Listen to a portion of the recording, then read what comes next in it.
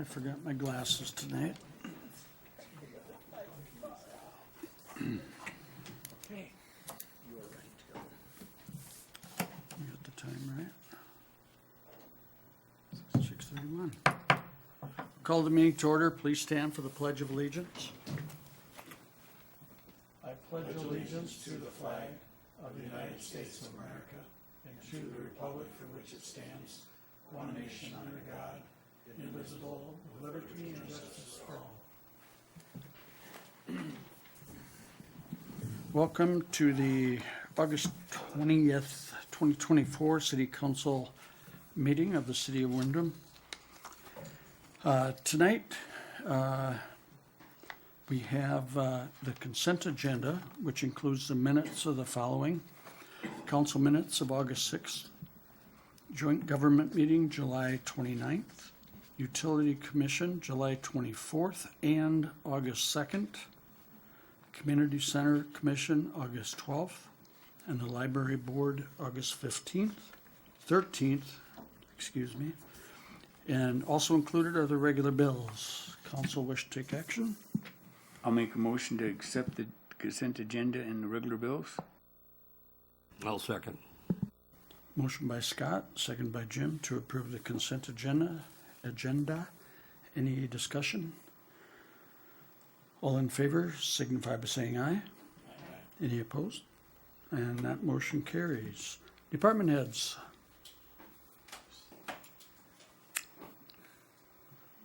Tiffany's first.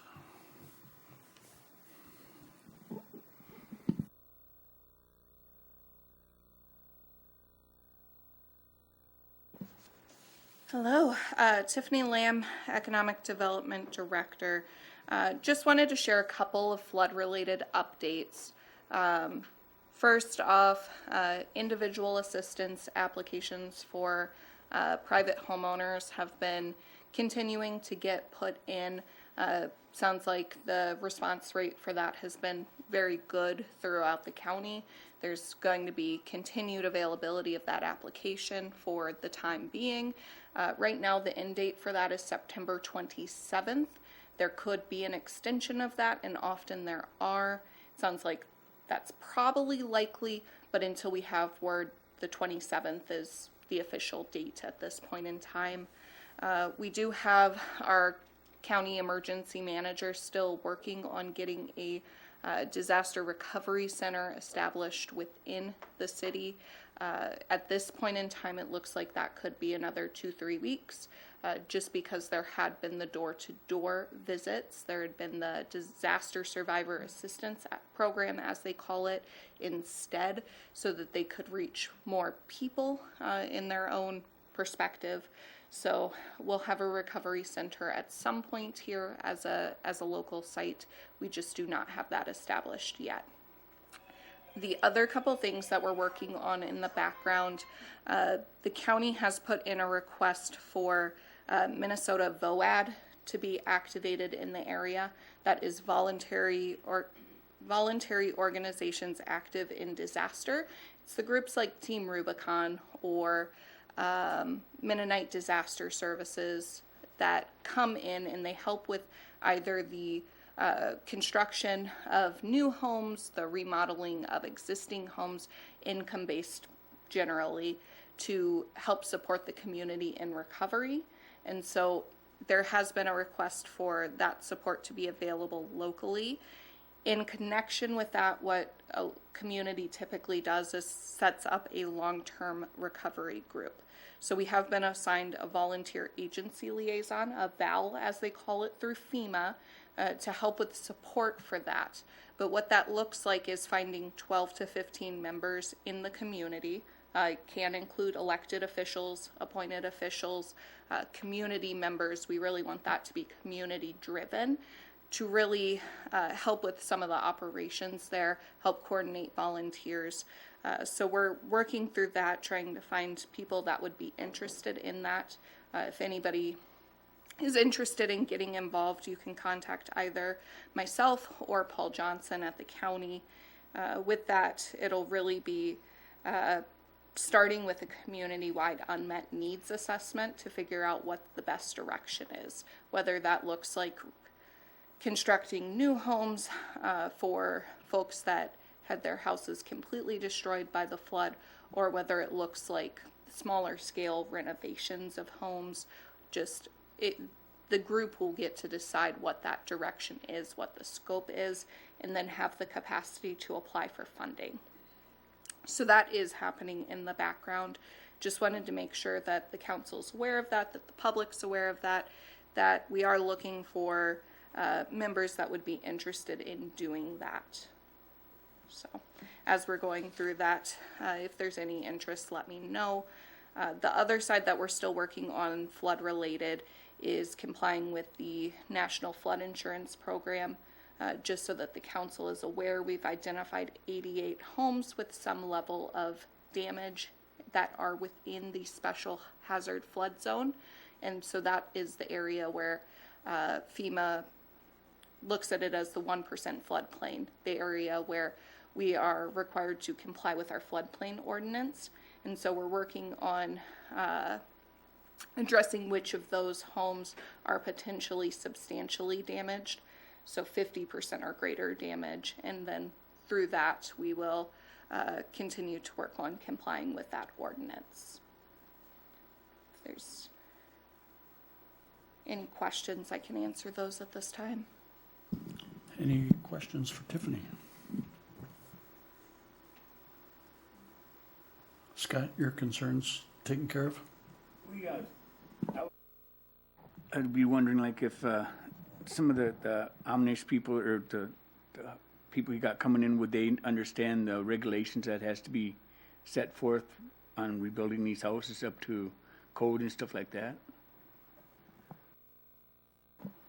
So any of the organizations that would be activated through the Minnesota VOAD program would be programs that comply with whatever regulations are in place. They would be aware that they have to comply with building code within that. And so that's really when we had Christian Aid Services here and they were helping with some of those muck outs, that was really key for some of the areas where folks weren't sure if they were going to need building permits or not based on, how much of their drywall's coming out. And those Christian Aid Services is a Minnesota VOAD. So they were aware of, to put it back, to even take it out, do we have to be pulling a building permit? So they would be aware. Mm-hmm.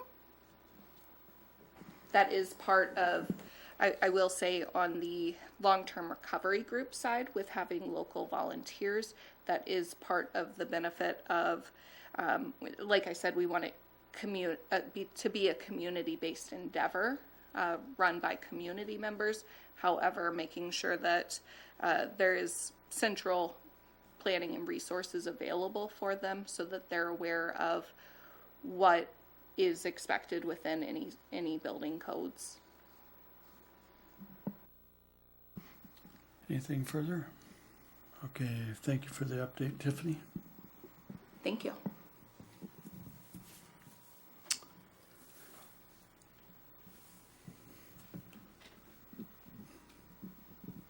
Electric Department has some news for us.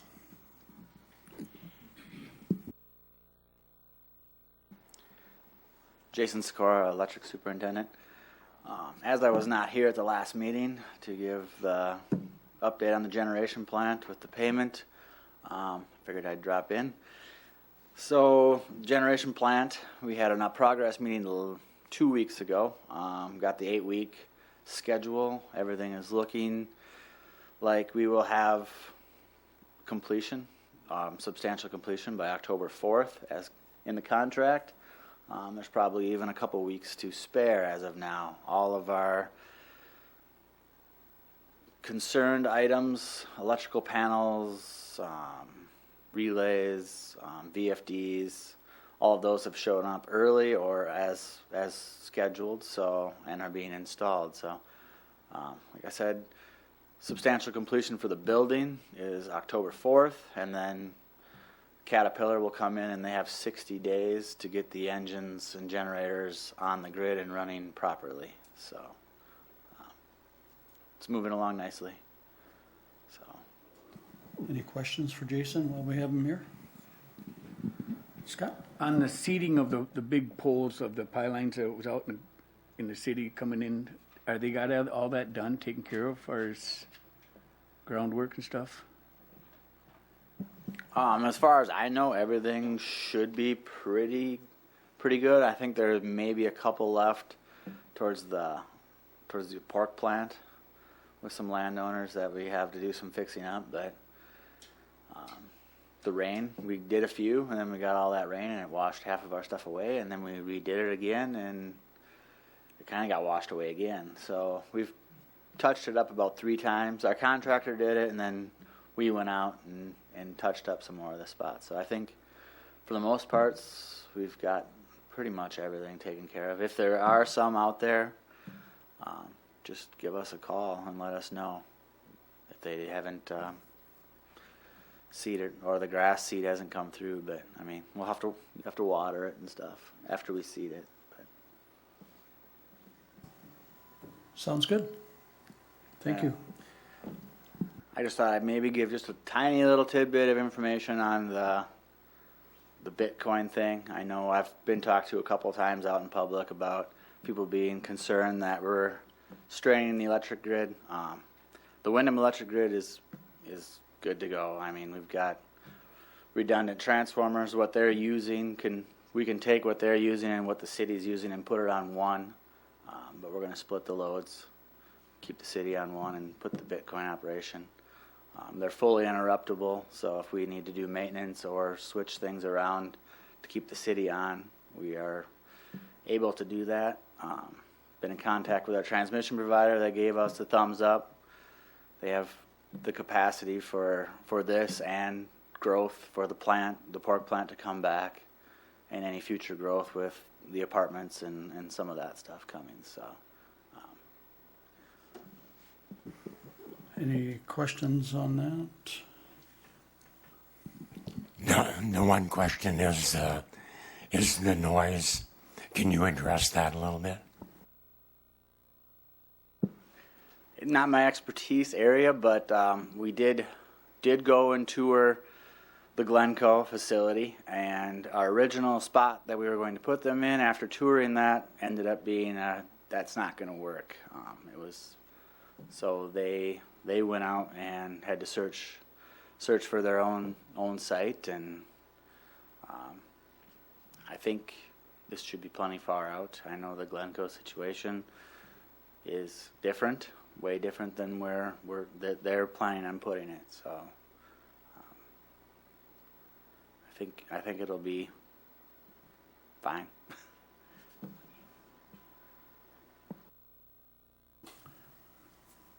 Stick around. I have comments under old business that I'll make on that too. All right. Thank you. Any other department heads? Chief, did you want to? No, he's good. All right. Next item, we have a call for public hearing, residential property tax abatement at 1955 Bud Road. Tiffany is going to address that quickly. Yeah. So what we have right now, we have an application related to residential tax abatement on 1955 Bud Road. That's from Preferred Choice Homes. So a local contractor is looking to put in a home on that lot. It is under the currently existing cap of $320,000. So the estimated value of the home is going to be $210,000.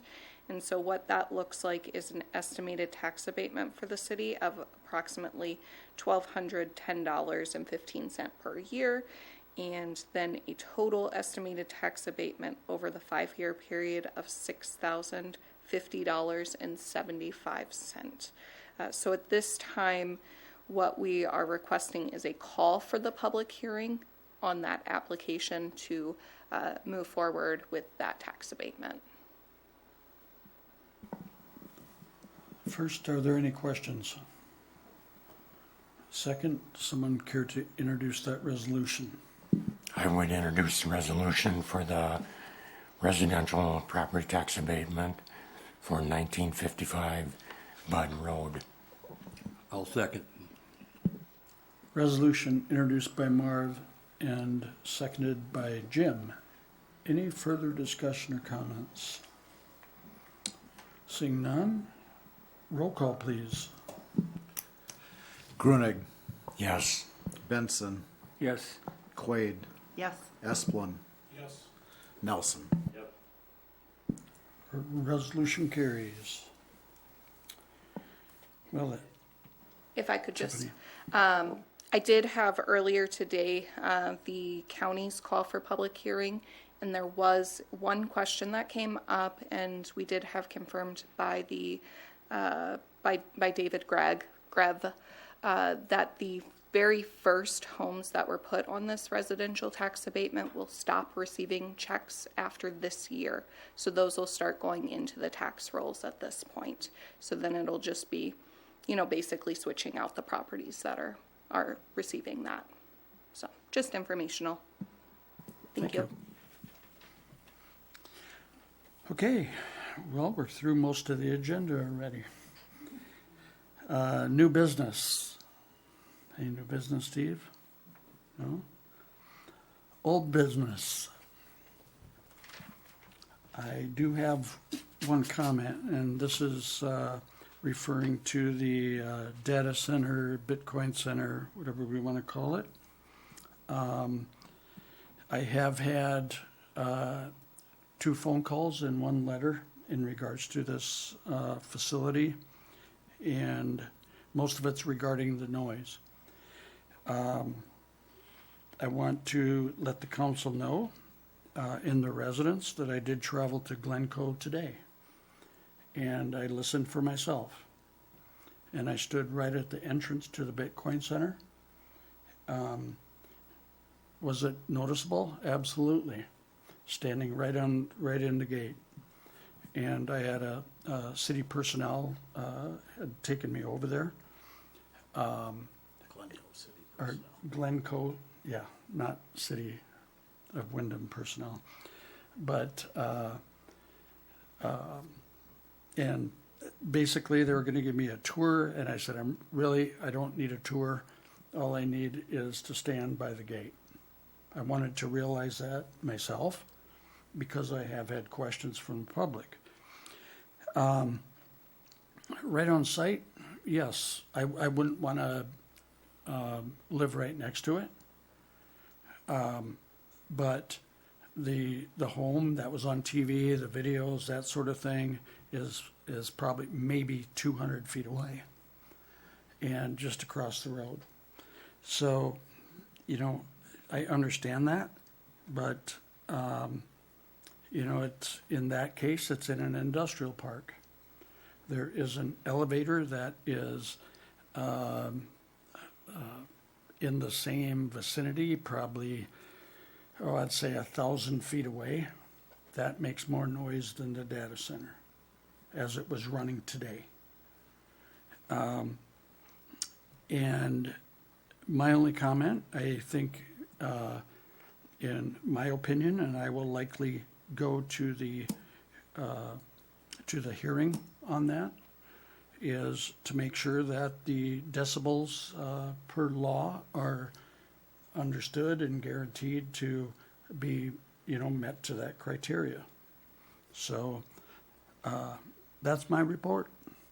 I took pictures, video from right at the gate all the way to 3/4 of a mile away, which would simulate the what I thought the wind was blowing pretty much southeast into my face.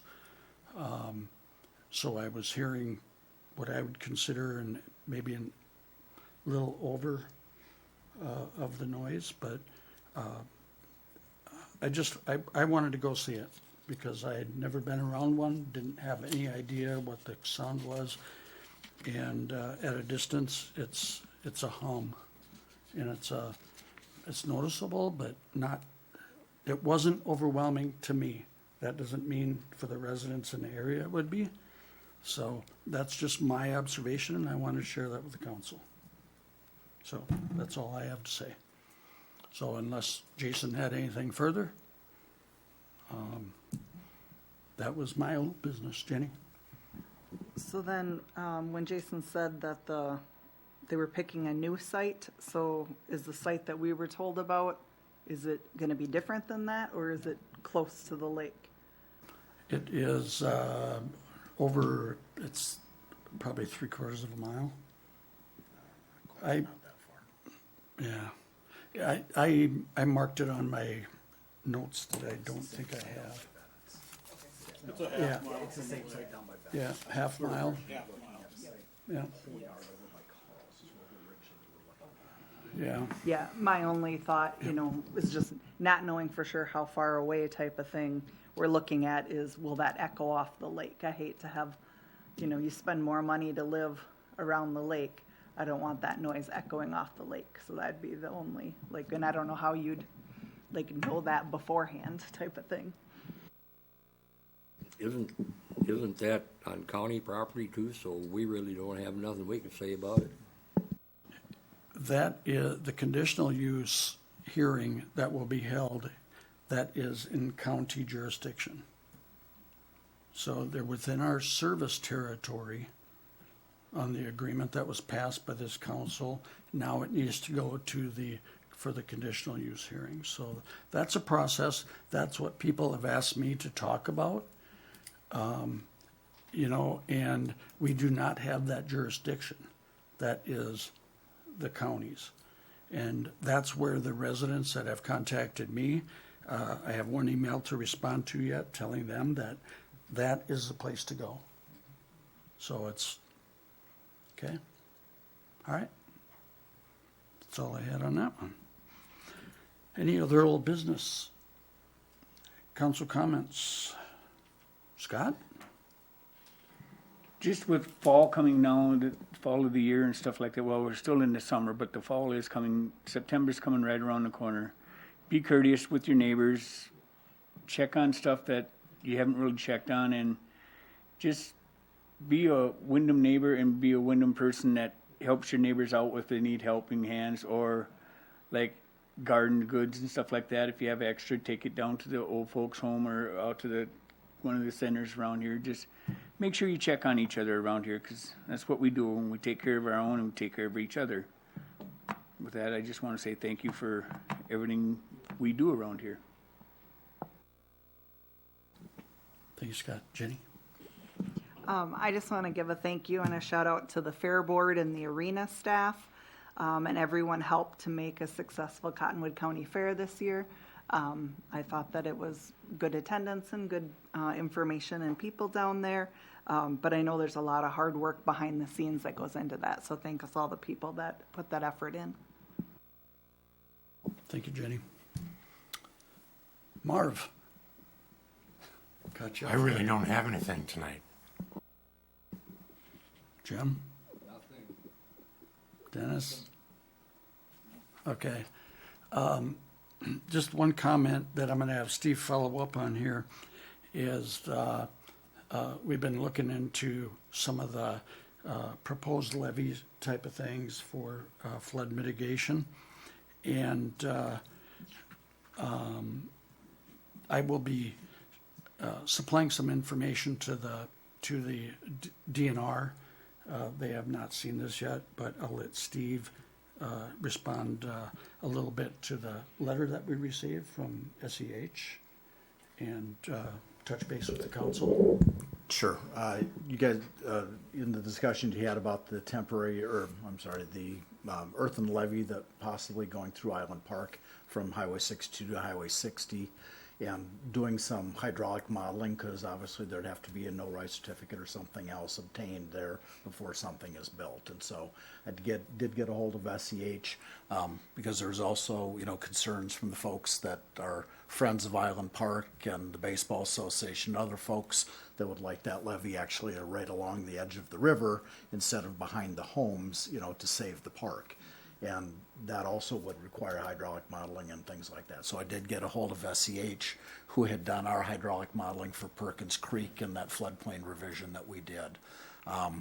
Their estimate to do that hydraulic modeling and do all of it is in the $20,000 range. So I think the mayor was going to touch base when he mentioned talking to DNR, because DNR has a lot of that data, and maybe that's something they can help us out with, or, you know, do it through another avenue. But we did get that far in it. And then DGR, we do have them working on kind of a concept of, you know, that levee kind of behind the homes that was discussed. What would that look like? What elevation would be approximately? How much fill would go in?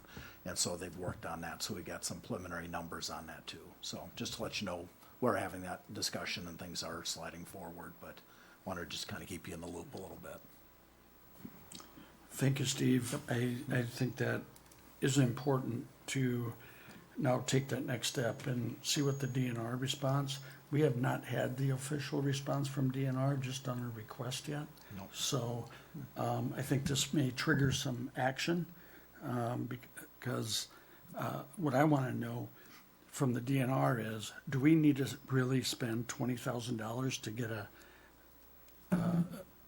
you know, the go-ahead nod? And I think we have enough information that we can bring that to them and ask that question at this point. So that's really all I had as well. It's not record by any means, but still met Jenny's criteria of getting out of here in 25 minutes. We'll adjourn by unanimous consent.